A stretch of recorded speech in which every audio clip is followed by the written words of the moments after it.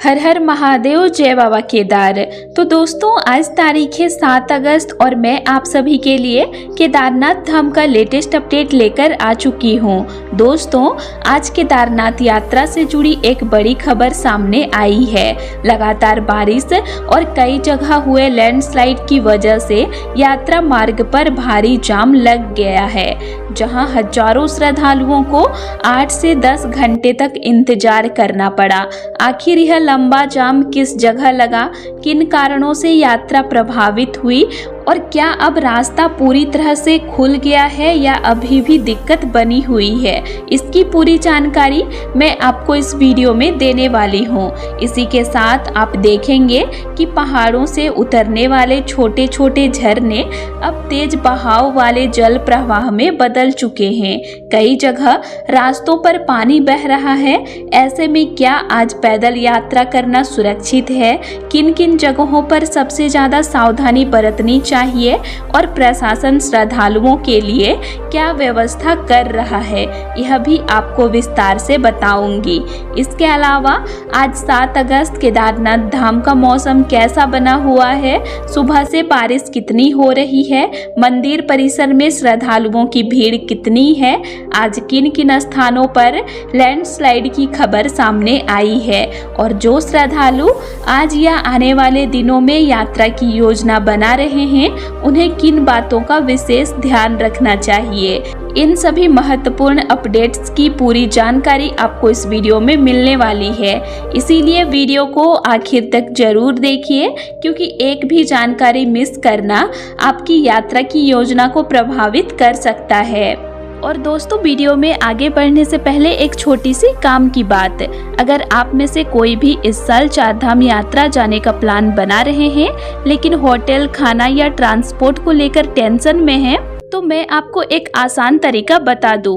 देवस्थान एक्सपर्ट के साथ आप अपनी पूरी यात्रा पहले से प्लान कर सकते हैं। यहाँ आपको अच्छा होटल, खाने पीने की व्यवस्था और गाड़ी की सुविधा सब कुछ मिल जाता है। और अगर आप हेलीकॉप्टर से जाना चाहते हैं तो वह ऑप्शन भी उपलब्ध है। स्क्रीन पर जो नंबर दिया है वहां एक बार कॉल या व्हाट्सएप करके जानकारी जरूर ले लीजिए। बाकी चलिए अब आगे बढ़ते हैं आज के अपडेट पर। तो चलिए दोस्तों, सबसे पहले मैं आप लोगों को गुप्त काशी का ताज़ा नज़ारा दिखा देती हूँ। दोस्तों, आप लोग वीडियो में साफ देख सकते हैं कि गुप्त काशी क्षेत्र में भारी लैंडस्लाइड हुआ है। पहाड़ी से बड़ी मात्रा में मलबा और पत्थर नीचे गिरने के कारण सड़क का एक हिस्सा बुरी तरह क्षतिग्रस्त हो गया है। यही मुख्य मार्ग है जिससे होकर श्रद्धालु सोनप्रयाग और फिर केदारनाथ धाम की ओर आगे बढ़ते हैं। लेकिन फिलहाल इस मार्ग पर आवाजाही गंभीर रूप से प्रभावित हुई है। लैंडस्लाइड इतना ज्यादा हुआ है कि कई जगह सड़क का हिस्सा टूट गया और मार्ग पूरी तरह बाधित हो गया। प्रशासन और SDRF की टीमें JCB मशीनों की मदद से लगातार मलबा हटाने और सड़क को दोबारा चालू करने में लगी हुई है। काम तेजी से चल रहा है लेकिन अभी पूरी तरह पूरा नहीं हुआ है। उम्मीद की जा रही है कि अगर मौसम ने साथ दिया तो शाम तक मार्ग को आंशिक रूप से खोलने की कोशिश की जाएगी। इसी वजह से आज सुबह से ही गुप्त काशी में वाहनों की लंबी कतारें लग गई है।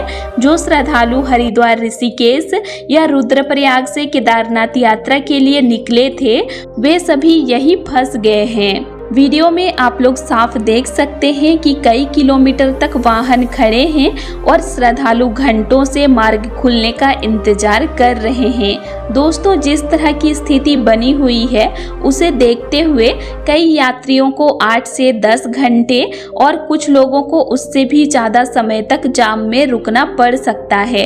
जब तक सड़क पूरी तरह सुरक्षित नहीं हो जाती तब तक वाहनों को आगे बढ़ाना संभव नहीं है। इसीलिए प्रशासन भी पूरी सावधानी बरत रहा है ताकि किसी भी प्रकार की दुर्घटना ना हो। दोस्तों, ऐसा पहली बार नहीं हुआ है। अगर आप कल की स्थिति को याद करें तो तिलवाड़ा क्षेत्र में भी बिल्कुल ऐसा ही नज़ारा देखने को मिला था। तिलवाड़ा भी केदारनाथ हाईवे का महत्वपूर्ण हिस्सा है। वहां भी भारी बारिश के बाद लैंडस्लाइड हुआ था और सड़क पर बड़ी मात्रा में मलबा आ गया था। अभी सावन का महीना होने की वजह से बड़ी संख्या में कांवड़िया और श्रद्धालु अपनी बाइक और गाड़ियों से यात्रा कर रहे थे। देखते ही देखते पूरा हाईवे जाम में बदल गया। सुबह कुछ समय के लिए मलबा हटाकर रास्ता खोला गया था, लेकिन दोपहर के बाद फिर तेज बारिश शुरू हो गई और दोबारा मलबा गिरने लगा।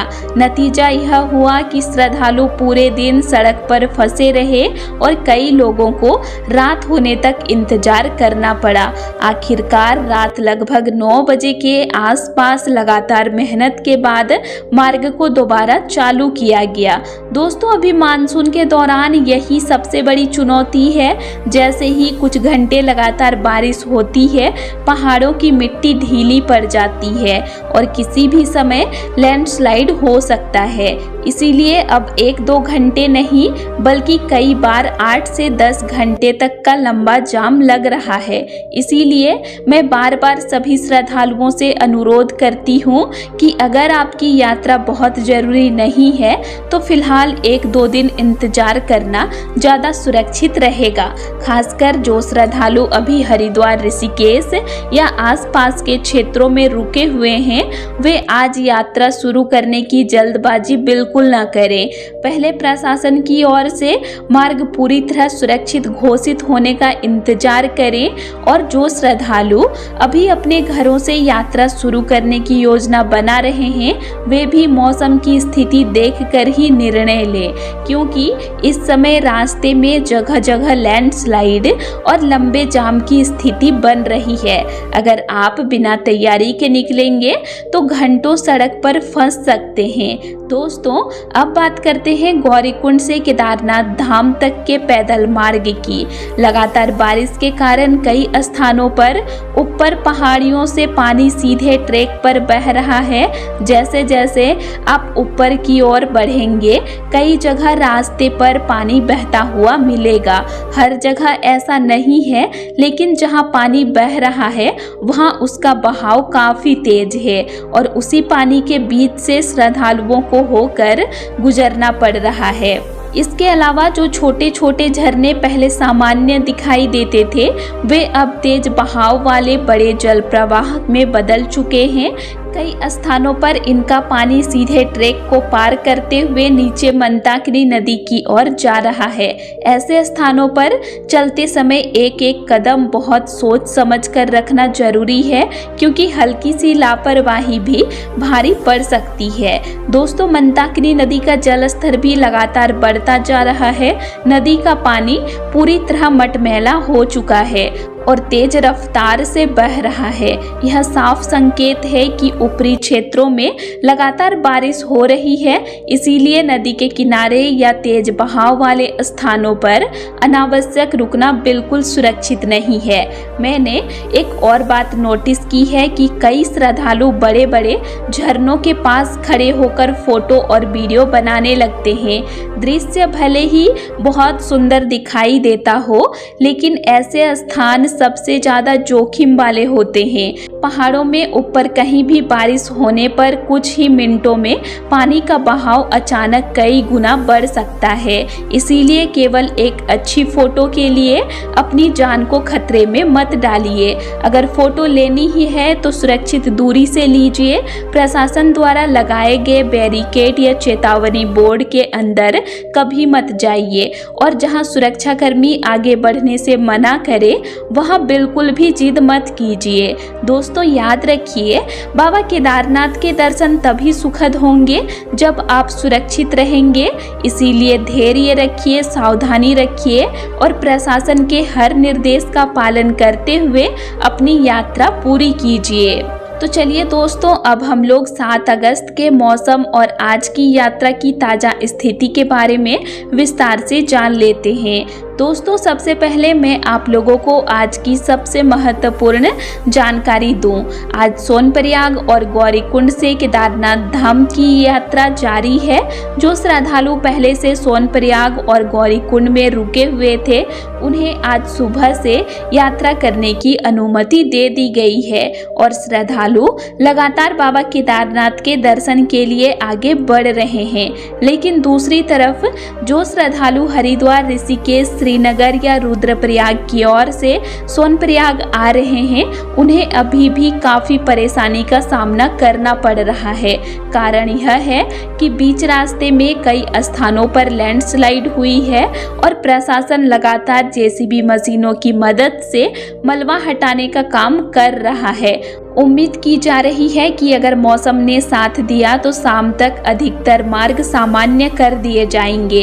इसीलिए जो श्रद्धालु रास्ते में फंसे हुए हैं उनसे निवेदन है कि धैर्य बनाए रखें और प्रशासन के निर्देशों का पालन करें। दोस्तों आज सोनप्रयाग से गौरीकुंड तक लैंडस्लाइड पहले जैसी बड़ी नहीं है, लेकिन छोटे छोटे स्थानों पर पत्थर और मलबा गिरने की घटनाएं सामने आई है। खासकर मुनकटिया क्षेत्र में रास्ता अभी भी पूरी तरह सुरक्षित नहीं माना जा सकता।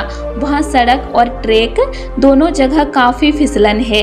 कई श्रद्धालु उस हिस्से को बहुत सावधानी से पैदल पार कर रहे हैं। वाहनों की आवाजाही भी जारी है, लेकिन बेहद धीमी गति से कराई जा रही है ताकि किसी भी तरह का जोखिम ना हो।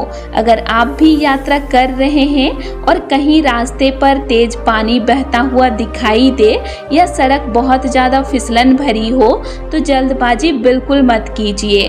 जहां जरूरत लगे वहां एक दूसरे का हाथ पकड़कर चलिए। परिवार के बुजुर्गों और बच्चों का विशेष ध्यान रखिए, लेकिन मेरी सलाह यही रहेगी कि अभी छोटे बच्चों और बड़े बुजुर्गों के साथ यात्रा मत कीजिए क्योंकि रास्ते काफी फिसलन भरे हो चुके हैं।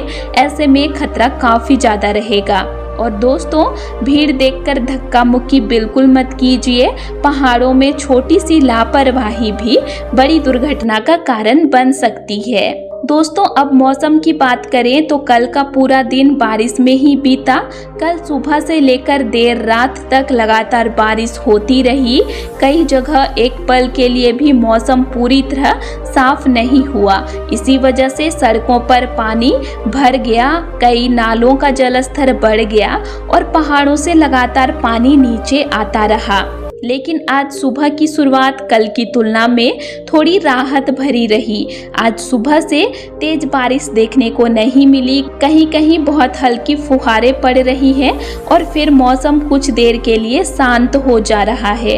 हालांकि इसका मतलब यह बिल्कुल नहीं है कि मौसम पूरी तरह साफ हो गया है। आसमान अभी भी घने बादलों से ढका हुआ है। सूरज की किरणें आज सुबह से दिखाई नहीं दी है और पूरे केदारनाथ क्षेत्र में बादलों का डेरा बना हुआ है। मौसम विभाग की संभावना भी यही है कि दोपहर या शाम के समय फिर से अच्छी बारिश शुरू हो सकती है। इसीलिए जो भी श्रद्धालु यात्रा कर रहे हैं वे यह सोचकर बिल्कुल न चलें कि अब बारिश नहीं होगी। बारिश कभी भी दोबारा शुरू हो सकती है। दोस्तों अभी केदारनाथ धाम में महाशिव पुराण कथा का आयोजन भी चल रहा है। मंदिर परिसर में भक्तिमय वातावरण बना हुआ है। बड़ी संख्या में श्रद्धालु, साधु संत और कथा प्रेमी महापुराण में शामिल हो रहे हैं। पूरा वातावरण हर हर महादेव और शिव भक्ति के जय घोष से गूंज रहा है। अगर आप इन दिनों केदारनाथ धाम पहुंचते हैं तो बाबा केदारनाथ के दर्शन के साथ साथ इस दिव्य शिव महापुराण कथा में शामिल होने का भी सौभाग्य मिलेगा। यह अनुभव आपकी यात्रा को और भी यादगार बना देगा।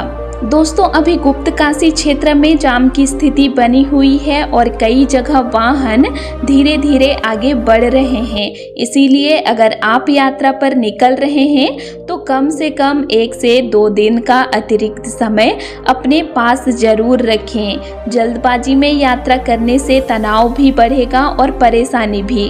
अंत में बस यही कहना चाहूंगी कि बाबा केदारनाथ के दर्शन अवश्य कीजिए, लेकिन सबसे पहले अपने अपनी सुरक्षा को प्राथमिकता दीजिए। मौसम, प्रशासन और पहाड़, इन तीनों का सम्मान करते हुए ही यात्रा कीजिए। सुरक्षित रहेंगे तभी बाबा केदारनाथ के दर्शन का आनंद भी पूरी श्रद्धा और शांति के साथ ले पाएंगे। बाकी केदारनाथ धाम, मौसम, यात्रा मार्ग और लैंडस्लाइड से जुड़ी हर नई और महत्वपूर्ण जानकारी मैं सबसे पहले आप सभी तक पहुंचाती रहूंगी। इसीलिए जुड़े रहिए और अपनी यात्रा पूरी सावधानी के साथ कीजिए। तो दोस्तों आज के लिए इतना ही, और आप लोगों को मेरा आज का इन्फॉर्मेशन कैसा लगा ये मुझे कमेंट करके ज़रूर बताइएगा। और वीडियो अच्छा लगा तो वीडियो को लाइक कीजिएगा और साथ ही चैनल को सब्सक्राइब भी ज़रूर कर लीजिएगा। और अगर आप लोगों को केदारनाथ धाम से रिलेटेड और भी वीडियोज़ देखने हैं तो मेरे चैनल में अपलोड हैं, आप उनको भी देख सकते हैं। तो चलिए फिर मिलते हैं एक नई वीडियो के साथ। Thanks for watching.